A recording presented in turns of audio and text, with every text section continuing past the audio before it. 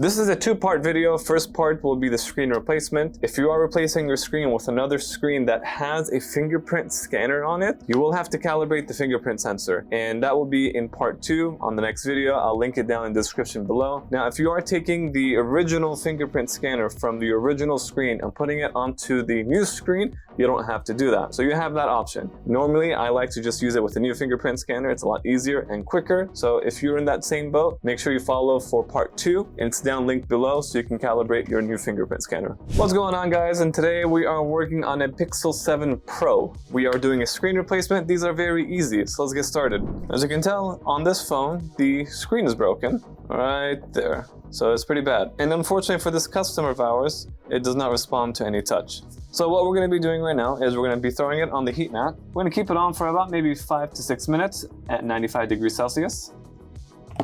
Okay, so the phone is pretty hot currently. We're just going to use a razor blade and we're going to stick it on one of these sides. Should be pretty easy. So let's zoom in, take a look exactly what I'm doing. I'm going right underneath the screen and I'm lifting up. Okay, once you have a small opening that the razor blade created, use a blue pick, has to be blue, and you want to just shove it in. Once it's in like this, you can proceed with cutting the adhesive to open up the screen. Now the phone is on just because I cannot turn it off. It's not responding to any touch. I'm just going to have to pry through. I am rough with this just because the screen is already broken and I'm just going to dispose of it once we're done. So not a big deal. Now if this is a phone that I'm trying to keep that screen and maintain the original screen, obviously I won't be rough. We're almost done actually, believe it or not. These are pretty easy repairs. We like to do Pixel repairs. Let's see if I can maintain the adhesive.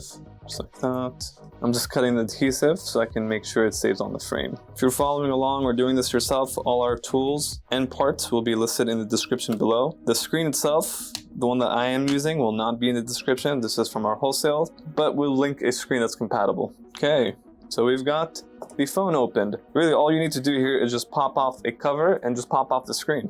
I like to use a plastic spudger to do this part. You just want to get underneath this and pry up just like that, and it comes right off. That's the piece. I bent it, so I'm just gonna bend it back.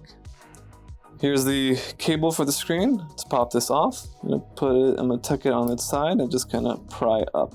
Be very careful here. You don't want to damage any capacitors or anything along the lines of that. As you can tell, there are tons of components nearby, so be careful. So simple and easy, we are pretty much done. We're just gonna install a new screen and call it a day. However, before we do that, let's just go back to this fingerprint scanner. This is the original fingerprint scanner that's been calibrated to this motherboard. Now, with our new screen right here, it already has a fingerprint scanner. This is why we have a part 2 for this video, so you can calibrate this very fingerprint scanner to this motherboard. You have the option of removing this and swapping it out here. You won't have to calibrate. If you don't mind, just calibrate, it's a lot easier.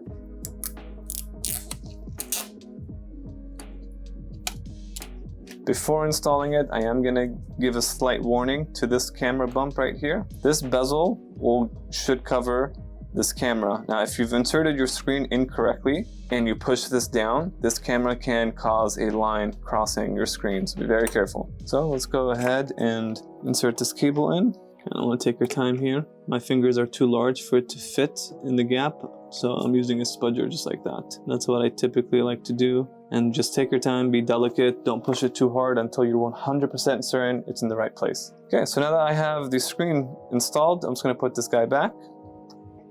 Just like that. Before I close the phone on the screen, let's go ahead and test the screen and see if it's working. Oh, there it is. It's on. So it tells us that the screen is functioning. We'll go ahead and confirm the touch is working before we actually close it up. Seems to be working. I need to be very delicate on aligning the screen with the frame so the camera doesn't damage it. So let's see if I can kind of close it. It's not allowing me to close, so I did not align it correctly. Just like that. Easy peasy. Let's go ahead and turn this guy off. I'm going to heat this right now so the old adhesive can soften and make a nice sticky screen. So for now, we finished the repair. We just have to do part 2 of this video, which is going to be recalibrating this new fingerprint scanner. So we'll see you guys on the next video. If you guys have any questions, let us know down below. All the tools and parts that we've used will be linked in the description below. So we'll see you guys on the next one. Peace.